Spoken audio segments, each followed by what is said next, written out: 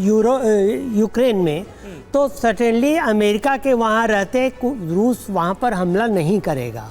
और दूसरी चीज़, अगर इसके साथ रूस को जो 24,000 से ज़्यादा सैंक्शंस हैं वो ख़त्म करके और रूस को भी इस डील में इन्वॉल्व कर दिया जाता है, तो ये नेचुरली ऑटोमेटिक गारंटी हो जाएगी सुरक्षा की कि चूँकि रूस भी वहाँ है, अमेरिका भी वहाँ है, इसलिए रूस नहीं चाहेगा कि वहाँ वो फिर से हमला करे।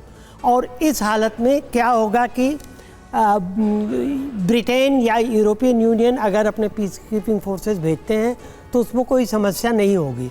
और मेरा मानना यह है कि रूस के साथ अमेरिका की मिनरल्स की डील इसलिए भी हो सकती है कि रूस ने सिर्फ ये नहीं कहा है कि डोनबास या लुहांस में आप हमारे साथ डील करें।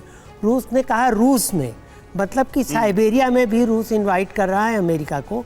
तो इतना बड़ा बिजनेस अपॉर्चुनिटी लेने के लिए मेरे ख्याल से बिल्कुल ये बयान त्रिपाठी से बहुत ही दिलचस्प हैं। यूक्रेन जंग को भड़का रहे हैं ब्रिटेन और फ्रांस, ज़ेलेंस्की को लगातार उकसा रहे मैक्रो और स्टारमर।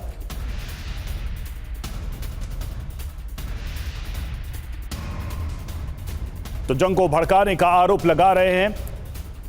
और देखिए इस बीच एक और अहम खबर, प्रधानमंत्री नरेंद्र मोदी और ईयू चीफ की बैठक से पहले एक बड़ी एक्सक्लूसिव खबर आ रही है। यूक्रेन में ईयू की फौज भेजने से भारत सहमत नहीं है। ऐसे किसी प्रस्ताव का भारत समर्थन नहीं करेगा। यूरोप के मांगने पर भी भारत शांति सेना का हिस्सा नहीं बनेगा। ये क्लियर रुख इस वक्त भारत का नजर आ रहा है।